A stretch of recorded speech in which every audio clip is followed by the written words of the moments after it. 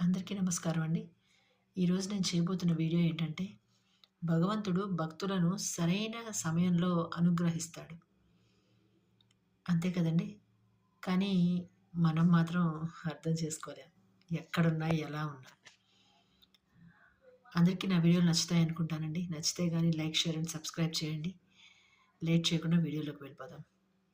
శ్రీమాత్రే నమః, శ్రీ గురుభ్యో నమః. భగవంతుడు భక్తులను సరైన సమయంలో అనుగ్రహిస్తాడండి. కానీ మనం మాత్రం అర్థం చేసుకోలేము. ఎందుకంటే ఎందుకు సమయం పడుతుందా?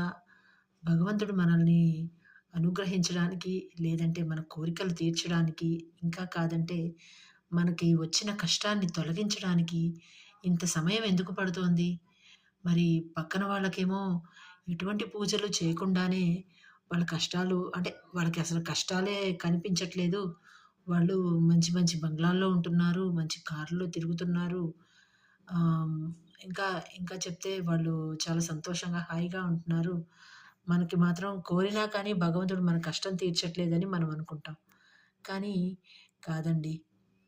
అది వాళ్ళ పోయిన జన్మ పుణ్య ఫలితాన్ని బట్టి ఈ యొక్క జన్మలో వాళ్ళు వాళ్ళ ఏదైతే పుణ్య ఫలితం వాళ్ళ ఖాతాలో ఉందో దాన్ని వాళ్ళు అనుభవిస్తూ ఇప్పుడు సంతోషంగా ఉన్నారు.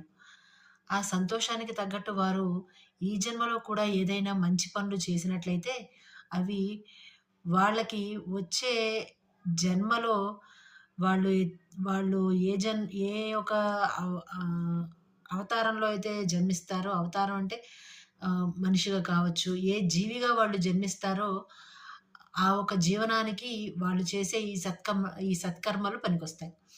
అట్లాగే మనము ఈ జన్మలో మనం భగవంతుడిని పాదాలని ఆశ్రయించి ఉండవచ్చు. కానీ మనకి కష్టాలు వస్తున్నాయి అంటే, మనము ఏదో జన్మలో ఎవరినో ఇబ్బంది పెట్టి ఉంటాము. లేదంటే మన పాత జన్మల్లో తాలూకు పుణ్య లేక పాప కర్మలు ఆహ్, అవి ఎలా అంటే అవి వాటి కర్మలు అవి చేసుకుపోతున్నాయన్నమాట.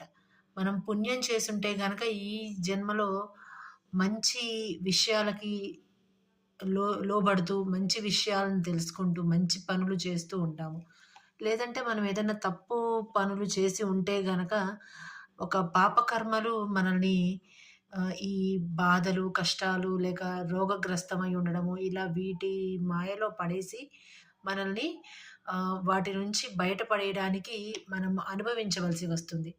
ఆహ్, కాబట్టి మనము మంచి పనులు చేసినట్లయితే